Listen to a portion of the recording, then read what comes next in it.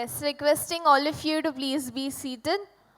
We are now starting with our next industry presentation by Mr. Ankur Gupta. Good afternoon, everybody. Can you hear me now?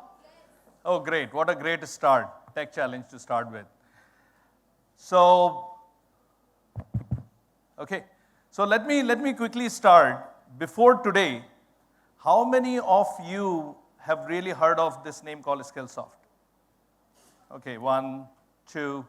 Yeah, I was expecting that. How many of you have heard a keyword called e-learning? Maybe a few more hands, right? So if you really look at 25 years back, Skillsoft was the company who really coined this word called e-learning. And that's our kind of history where we have been in the industry for 25 years, and we were the digital learning provider for a lot of corporates. And the reason why you have not heard, because we have not been catering too much in the academic space as yet. Yes, we have customers, globally who uses us, but not really from academics perspectives. And we felt that it is very important for us, while we are helping a lot of corporates overall, we should address this problem of how the students in the academics can really help around, because they are the future talent. So what do you really look at? Another tech challenge. Is this working?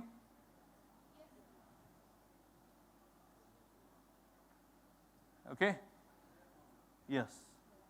Okay, finally start working. So a lot of tech challenge to start with. So overall, we are helping a lot of our customers to really dealing with the problem of that, is their workforce ready for tomorrow, right? Because a lot of organizations are going through a change. And as you can see that 75%, as for World Economic Forum, 75% of the companies are really looking at adopting a lot of newer and newer technologies, and they are a lot more coming. And we have seen what happened in last November, where ChatGPT came in, or the generative AI came in, and it has started disrupting every role, from the receptionist to the CEO, right? There is lot of companies or a lot of roles which really started getting disrupted from the core skills which they have, right? Because there is change in terms of the skills which are required for the jobs of today in demand versus what is job for tomorrow. And look at some of the skills. I know very small font, but look at what World Economic Forum says for the skills which are required in 2025. You talk about analytical thinking, you talk about active learning, complex problem solving. Now, how many of universities and colleges today are really actively looking at building these skills from the scratch, right? And that's where we see a huge challenge in terms of when the talent is coming out of college, how it is that ready for tomorrow? So are the students which you have today are really being ready for the leaders for tomorrow? And that's a big challenge which we thought is something which we can solve, because we have been working as a trusted learning partner for thousands and thousands of our company. We really look at this as a skill gap, and this is looming so large in India. There is a lot of shortage, which is a global shortage challenge. And this is not something new which I'm telling you. I'm sure you all know that there is a huge shortage of challenge, especially the skilled workforce, right? Which are ready, which are productive, which are producing something. There is a global trend and there is an India trend, because in India, we are really getting a large volume of workforce which are getting into the corporate world. And we see primarily 3 different issues which are really creating this problem. The first issue is technology. And when I say technology, means every company is a technology company today.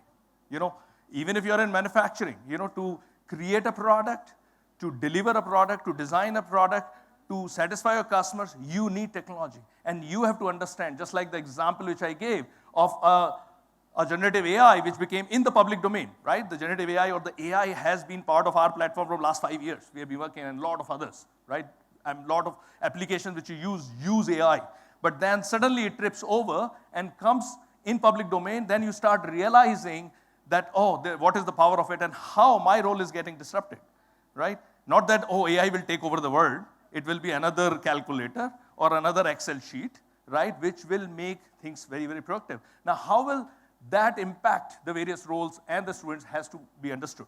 The second is the workforce demographics. So if you look at the demographics, where in a developed country, the problem is sometimes that, oh, don't have that many people coming in the workforce, right? And more where the tacit knowledge is there and how to capture that. But in a country like India, they are producing huge students which are coming ready or getting ready for the corporate. But a lot of data shows, and I should not be telling you all of this, that in engineering colleges, I've seen various reports which says anything between 50 and 60% of the people are not ready, right? In management, numbers goes even further, which is not directly employable. Yes, we are able to place them in one shape or the other, and the top institutes sometimes get better, or the top students get that, but not really at a large scale. And third is in terms of the emergence and obsolescence of the skills itself. I gave you some examples of the skills which we really looked at as the top skills which are coming in top 25. But are these the skills which we are imparting to our students, right? Other than the curriculum, because we all know it goes through a whole process. The good news is that there is a lot of newer initiatives happening, but when you start looking at skill transformation overall as a process, there are various components to it, right? And you take any roles, skill transformation has to be looked at as a structured way, and there are different elements which are from a technology perspective, which are from a leadership perspective, and which are from a risk perspective, when organizations really start looking at that, right? And there are the various variations of these different three areas which are required in everybody who is either in the workforce or entering into the workforce, right, to understand that. And you take any of these roles. So what we really help around, which we do it, with thousands of our customers overall, between this technology, leadership, and skill, is to really looking at from recommending to learning and applying, right? When you really look at, you can assess, which is your understanding of the benchmarks and all of that, what you can see. You can watch videos, you can learn from them, and those are not straightforward, just recorded videos, right? We work with MIT in terms of understanding that how the learning really retain, right? Because we all know we get 10 times OTP numbers and we remember them for 5 seconds. If we don't remember them for 5 seconds, we have to still again look at our phone, right? So there is certain ways of how the skill building really happens, and I'm sure you are all academicians, you understand this much better than me, and that is a process. But it is through reading books, listening audio books, is the modalities, the practice, as well as creating the whole collaborative community to build that. And this has to become very, very personalized to that individual learner, which is that student. Because each individual learner learns different way. It has a very different aspirations, but it has a different knowledge capabilities as well. Now, if I start looking at benchmarking you on a particular micro subject, which is assessment, which is the base, but it has to happen a lot more on a self-paced and not really, there is every 3 months or every 6 months you are getting graded in that way. Now, when you start doing that from a self perspective, you understand that what is your current level on that particular micro skill, right, which is the benchmark, against obviously your other students, which is the global benchmarks and whatnot. Then the system through the AI helps you around in terms of creating those targeted micro learning, right, depending on what you put, 30 minutes on whatever, and you start putting the micro learnings. Then you start looking at from a course recommendation, saying that these are the courses which are required. And it might be very different. For somebody like me, I require on a micro subject 30 minutes of learning intervention. Probably for you, it requires 10 minutes.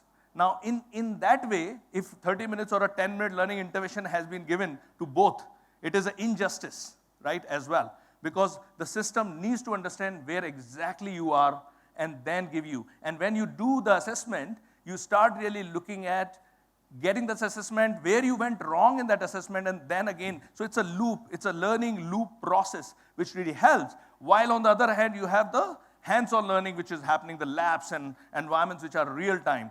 The role-based curated journeys, because people has to go. These are long-term skill-building activities, which includes obviously certifications and whatnot. But what we have seen is that I think there is steps which the government has taken. I'm sure most of you are in a process of implementing a lot of these from the new education policy.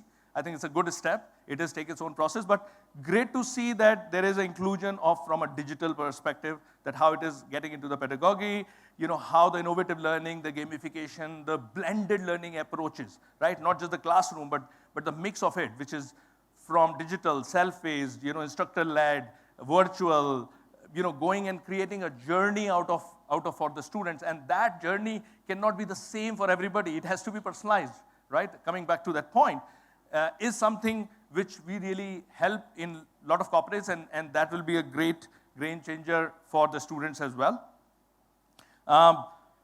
Really to future-proof, and we were kind of looking at that, how to future-proof the students, right? Which is the topic obviously here. But it's identifying those gaps, right? Looking at what are the in-demand skills, right? From today versus what's happening when they kind of graduating, right? What are those skills which are coming in? And you then start looking at creating those curated role-based journeys, looking at the inclusive communication training. And when I say communication training, it's not just English, but we have a lot of other language trainings part of that whole platform. The certificate preparation, especially in the tech space, it becomes very, very important to work with most of the large vendors in terms of preparation of their certificates, from cloud to cybersecurity to AWS to whatnot. And then faculty training program, because the faculty has to also get trained on what is the trends kind of coming in with the digital badges, with obviously you need to reward these people and put them into their LinkedIn profiles and wherever, and hands-on labs. So to combine all of this, we have launched this program, Skillsoft Digi University 4.0, which is very, very curated for the academics. And if you want to really know a little bit more about it, obviously we have the team who can help you around, but we will be happy to offer you like a 30-day pilot program which you want to use between the faculty and the students. We can work around on that, which is obviously no commitment on that side, but that will supplement what the efforts which you guys are making in terms of making the talent ready for tomorrow. What's in it for you? Obviously, you are democratizing the whole learning space as per the new NEP. There is a very high quality content which is used by thousands and thousands of global companies and local companies. We have obviously hundreds of customers in the country as well. It is regularly updated. A lot of the new things come in. When ChatGPT came in, obviously in next 2 weeks, we were able to launch a whole course because our customers really start looking at, this is a new thing. Now my people needs to know, right? So we work a lot more from an advanced perspective, working with Burning Glass in terms of identifying what are the various skills which are coming in, what are the various disruptive technology which are coming in, and building a lot of that courses way in advance so that we launch when it comes something in the public domain. All of this through a AI learning tool, which is an ecosystem. There is a real-time assessment, the benchmarking, which I kind of showed, where anybody can take a benchmark, and it's not about, I can take a benchmark now and I can do certain set of learnings, and maybe after 3 months I can again take my benchmark again and see that whether I moved from score of 42 to 58 or more. So those are very, very realistic things. And what we really support as a philosophy is to make a lifelong learner, because learning is not an event, right? You all know learning is a journey which is continuous to happen. And those are the upskilling things which we help around with a very cost-effective kind of solution, especially for academics, what we have done. And you can see that it is behavioral, it is business skills, it is leadership skills, tech skills. We work with about 700 different skills across, which are in demand or futuristic. Our leadership development program is developed with MIT, SMR, and obviously students get that. Thousands of productivity tools, you can say 5,000, 17,000 of business courses, 18,000 courses on tech and dev. What really industry is today using, where they are taking their own people. And, it is not just those courses, but the labs, right, which is a real-time environment.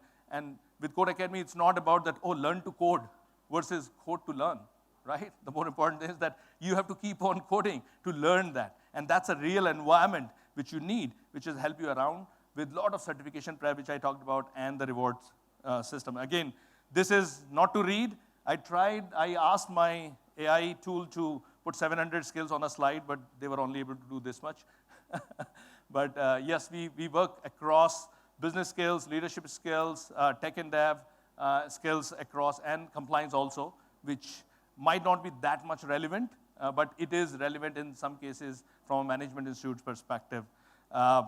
We have been a trusted learning partner for about 12,000 different organizations. We have 84 million users who uses us on a day-to-day basis. We work with 70% of the Fortune 500 overall.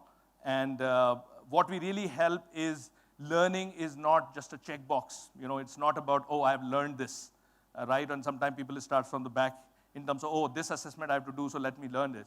But we really make sure that we create lifelong learners, but then these learning is applicable, right? It is something which industry required today, right? And if those students does not have that, obviously they are looking at imparting those kind of skills for their employees. But then if they have these skills, it becomes a lot more easier for them, and obviously it will benefit the academics accordingly. So thank you very much. This was my time. Happy to take any questions. Thank you.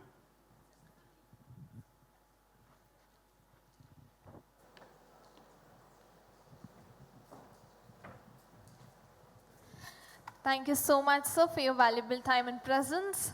And requesting Tanya ma'am to please felicitate sir. Can we give both of them a big round of applause, please?